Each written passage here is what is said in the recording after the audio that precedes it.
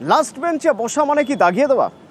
স্কুলে ক্লাসরুমে লাস্ট বেঞ্চে যারা বসে তাদের সঙ্গে টিচারের সরাসরি সংযোগ স্থাপন হয়। টিচাররা লাস্ট বেঞ্চ পর্যন্ত সবসময় যান খাতা দেখতে, তারা কি করছে দেখতে। লাস্ট বেঞ্চ কি আসলে দুষ্টুমি রাখা?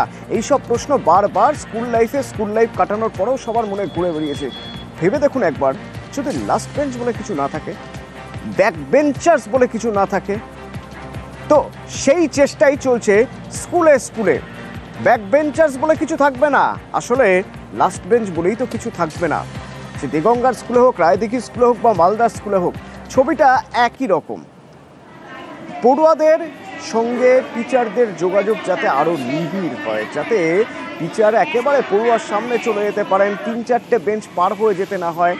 ইউ শেপ ক্লাসরুমে বেঞ্চ সাজানো হচ্ছে, ইউ শেপে, যাতে প্রত্যেকের সঙ্গে ব্ল্যাকবোর্ডের দূরত্ব থাকে সমান, টিচারের সঙ্গে দূরত্ব থাকে সমান।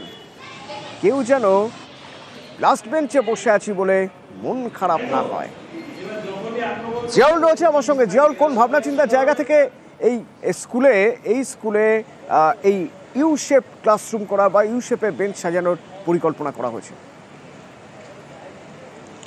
দেখো, 2024-এর ময়ালারাম একটা চিলড্রেন সিনেমা দেখেই কিন্তু অনুপ্রেরিত হয় এবং সেখান থেকেই no more black bench model, অর্থাৎ এই মডেলেই কিন্তু পড়ুয়াদের সঙ্গে শিক্ষকদের একটা বসার, অর্থাৎ দেখা যেত যে পুরনো মডেল, অর্থাৎ স্কুলের যারা প্রথম দিকে বসতেন তাদের নজরে আসতো প্রধান শিক্ষকদের, এবং শেষের দিকে যারা থাকতো মূলত দুষ্টু প্রকৃতির ছাত্রছাত্রীরা, তাদেরকে দিকে তেমন নজর দেওয়া হতো না। ফলে সেই মডেল উপেক্ষা করে এখন নতুন একটি মডেল ইউ শেপ মডেল, অর্থাৎ এখানে ব্ল্যাক অর্থাৎ যে বোর্ড, অর্থাৎ সেই বোর্ডের থেকে যে প্রতি ছাত্রের কিন্তু সমান দ্রুত থাকবে, অর্থাৎ প্রতি ছাত্রের নজর সমানভাবে যাবে, শিক্ষকরা সমানভাবে দিতে পারবে। তার জন্যই এই নো মোর ব্ল্যাকবোর্ড মডেল এটি কিন্তু চালু করা হয়েছে দেগঙ্গার সোয়াই শেতপুর অবৈতনিক প্রাথমিক বিদ্যালয়। এখানে 300 পড়ুয়া রয়েছে। এইভাবে ক্লাসে ইউ শেপ আমরা যদি ক্লাসে করতে পারি বেঞ্চগুলো ঘুরিয়ে, তাহলে তারা আমাদের সংস্পর্শেই সবসময় থাকতে পারবে এবং আমরাও তাদের কাছে ক্লাসরুমে সহজে পৌঁছাতে পারবো। এতে করে দেখলাম বাচ্চাদের ব্যাপক সাড়া এবং তারা খুব আগ্রহী।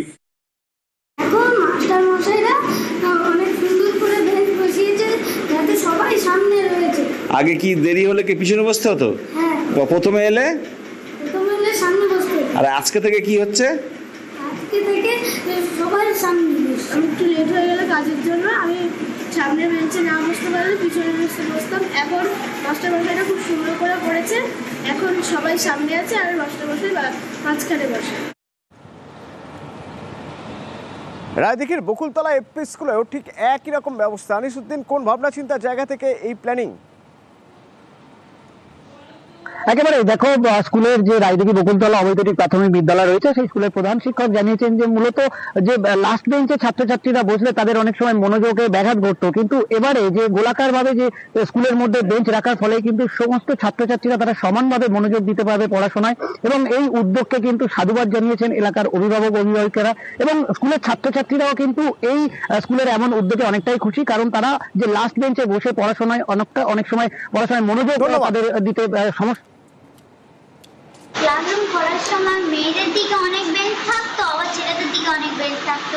তখন আমাদের হুড়োহুড়ি করে বসতে হতো, আবার বেঞ্চ পড়ে যেত, তখন বসতে অসুবিধা হতো, আবার বোর্ড দেখতেও অসুবিধা হতো। কিন্তু এখন সেই অসুবিধাগুলো নয়। মালদা স্কুলেও ঠিক একই রকম ছবি। সেবক জানতে চেয়ে বলছে, মালদা করোনেশন স্কুল, এই স্কুলে প্রচুর ছাত্র সংখ্যা, ইউ শেপে এইভাবে বেঞ্চ লাগানোর ফলে সম্ভব হচ্ছে সব ছাত্রকে এই ইউ শেপে বেঞ্চে বসানো?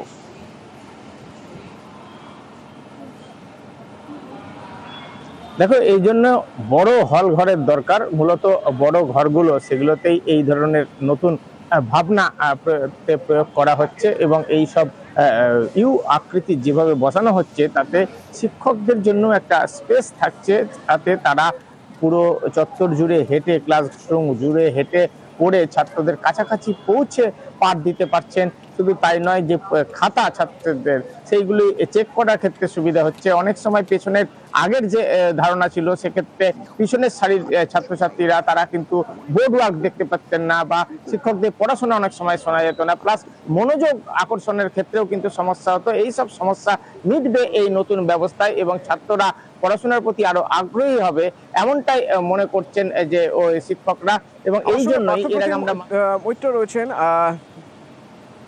যাদবপুর বিদ্যাপীঠের অধ্যক্ষ পার্থপ্রতিম বৈদ্য রয়েছেন আমার সঙ্গে। পার্থপ্রতিম বাবু, স্কুলে সবসময় ক্লাসে একটা বিষয় থাকে যে ক্লাসরুমে যখনই আমরা চিরকাল দেখে এসেছি, কোনো কিছু হলেই ব্যাক বেঞ্চার্সদের উপর দোষ পড়ে যায়। ব্যাক বেঞ্চার্সরা নাকি মোটেও পড়াশোনা করে না, এরকম একটা দাগ থেকে যায়, এরকম একটা স্টিগমা থেকে যায়।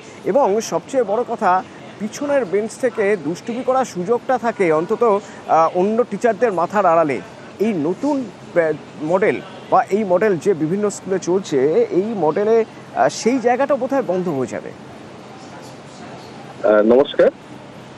প্রথমে বলে রাখি, আজকের আমরা সবাই কেরালার কিছু বিদ্যালয়ে এই সিটিং অ্যারেঞ্জমেন্ট শুরু হয়েছে বলে ট্রেন্ড একটা শুনতে পাচ্ছি। যদি দেখা যায়, আমাদের রবীন্দ্রনাথ ঠাকুরও কিন্তু শান্তিনিকেতনে ঠিক এইরকম ধরনের একটা শিক্ষা পদ্ধতি শুরু করেছিলেন, সেটা আমরা ভুলে যাচ্ছি।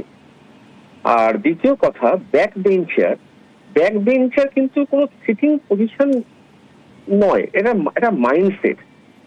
একজন শিক্ষক যদি ক্লাসরুমে চলাফেরা করে, সব ছাত্রছাত্রীর দিকে তাকিয়ে পড়ান, চোখে চোখ রেখে পড়ান, তাহলে তো ব্যাক বেঞ্চ বলে কিছু থাকতে পারে না। ক্লাসরুম একটা একসাথে শেখার একটা জায়গা হয়ে ওঠে, সেখানে সামনের সারি পেছনের সারি বলে কিছু থাকতে পারে না। আমরা যেমন আমাদের স্কুলে আমরা রোল ওয়াইজ আমরা রোটেশন করি, যে প্রতিদিন আমরা প্রত্যেকটা ক্লাস মানে দিন শুরু যখন হয়, ক্লাসের মনিটররা তারা রোল ওয়াইজ ছেলেগুলোকে সামনের বেঞ্চ পরের বেঞ্চ এইভাবে সাজিয়ে নেয়। এই মানে ব্যাক বেঞ্চার এই যে নতুন সিটিং অ্যারেঞ্জমেন্ট যেটা হচ্ছে, ইউ অ্যাক্টিভিটির বসার যে জায়গা, আমার মনে হয় এখানে যে সমস্ত স্কুলে ছাত্র সংখ্যা বেশি, যেমন আমাদের স্কুলে, এখানে কিন্তু কিছু সমস্যারও জন্ম দিতে পারে, এটুকু বলতে পারি। ধন্যবাদ।